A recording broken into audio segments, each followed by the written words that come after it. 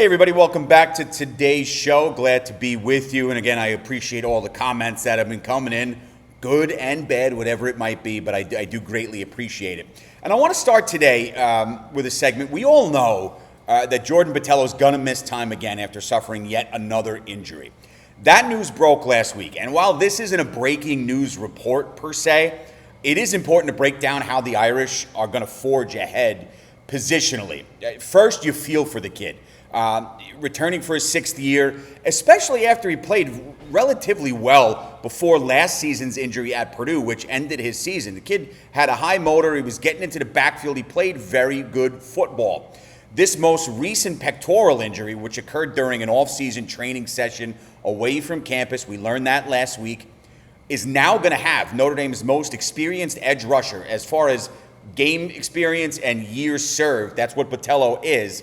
He's going to be out for the next 3 to 4 months at least. So from a football perspective, and more centrally the edge position, while losing Batello until mid-September or beyond burns, the Irish, in my opinion, are unbelievably solid at this group. At the Viper spot, here's what you're going to have. Junior Boubacar Traore, who's coming off a season-ending tear of his ACL, LCL, which is never great.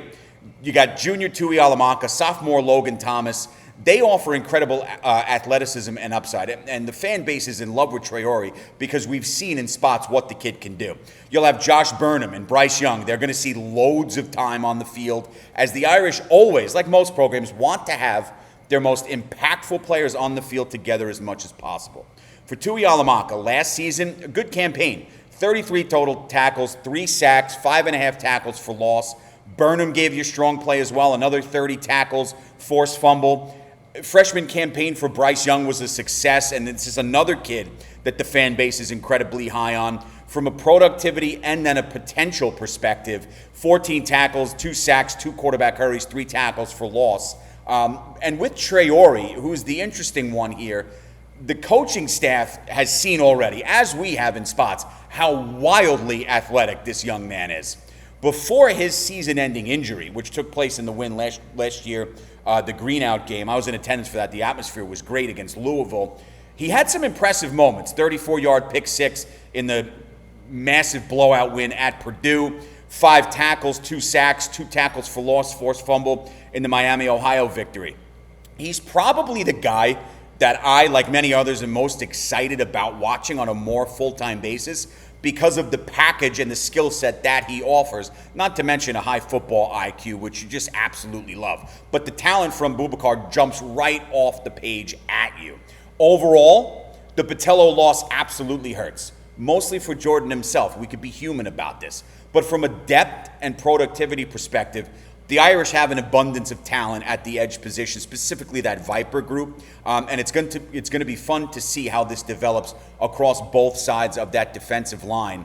And this is something that I'll start to do moving forward with the show's positional breakdowns as the recruiting still remains top of mind. But as we get closer to August 31st and through the month of June, I'll start to break down the positional groupings that Notre Dame will feature this year. I definitely want to talk about the transfer guys that joined the program effective this season. So there's a lot to get into. There's a lot of fun things to sort of nitpick and break down and discuss, and I'm going to start doing that much like I did here coming off the heels of this Jordan Batello news. But sticking back to recruiting here, you have the idea that Notre Dame has offered the son of Larry Fitzgerald, Devin, last month. We know that, all right? That's something that we've spoken about. That's been widespread news as Notre Dame looks to up its 2026 recruiting in the wide receiver department. So this past weekend, the Rising Star was in South Bend along with those 20 other prospective Notre Dame student athletes. And if you see the kid's, young Fitz's X account, the trip to South Bend went incredibly well. And when you think about it, these visits for all the recruits, it gives them an opportunity to not only meet with coaches, players, and fellow recruits, even though that's an essential part of the process, it also gives them the chance to see how they view themselves in the university community and whether they feel a connection with both the school and the program. And this might be the teacher in me speaking, but that can't be understated. Now, widespread competition for young Fitz, 6'2", 205, 4-star. But Notre Dame seems to be in very good position. He is going to visit North Carolina this weekend before he announces his college decision July 5th. And while UNC is definitely happy that they'll get a final crack here, you've got other major programs on his heels. Notre Dame is obviously one and in good shape from where I'm sitting. Clemson, Stanford, UCLA, Michigan, and others, of course, including Dad's alma mater, Pittsburgh. So it's going to be a great follow leading up to the announcement July 5th. But based on what he posted on his social media account, specifically X, I'd be fairly confident if I'm Marcus Freeman here. I would. At the end of the day, you gave your best effort while the kid was out there, showed him what it would be like to be Irish, and now all we can do is wait to see what transpires on July 5th. But these social media accounts for these young men and women being recruited from different sports tell us a lot. And when they're bragging about some of the things that they did and experience and glowing about things, it's a great look for the university. Now, Notre Dame offers a lot that other programs will offer as well, and you want to let these kids enjoy the time and do their due diligence. But based off those posts from last weekend, Fitzgerald really enjoyed his time with the staff and the recruits in South Bend, and it bodes well as we're about 2 weeks away from 2.5 weeks, rather, where he's going to ultimately make his decision on July 5th. Sticking with the wide receiver department, been talking a lot about Kaden Finley, and he's right at the top of Notre Dame's list. Son of former Green Bay Packers tight end Jermichael Finley, as you know. Finley, a Texas alum, and that factors in greatly here as the Longhorns and the Irish appear to be in that top two. For Finley, the 6'2", 195-pound star from Aledo High in Texas. So the Longhorns are digging into the dirt on this one to try to get their grip on Finley, but it still looks like Notre Dame is leading this race. 81 catches a year ago, and I've begged many of you to go out and watch the tape and the film on many of these kids. Finley is no different. The talent aligns with the statistics. 81 balls, 1,400 yards, 21 touchdowns in his junior campaign. Helped lead his high school team to a title his sophomore year. He's been in South Bend a handful of times throughout his recruitment, which is key, including last weekend, which was that big recruiting weekend. And the next 2 weeks are going to be massive when it comes to his eventual landing at what we believe will be either UT or ND. Most experts, I'm not saying that I'm one of them, feel that Notre Dame is in the driver's seat, and I agree.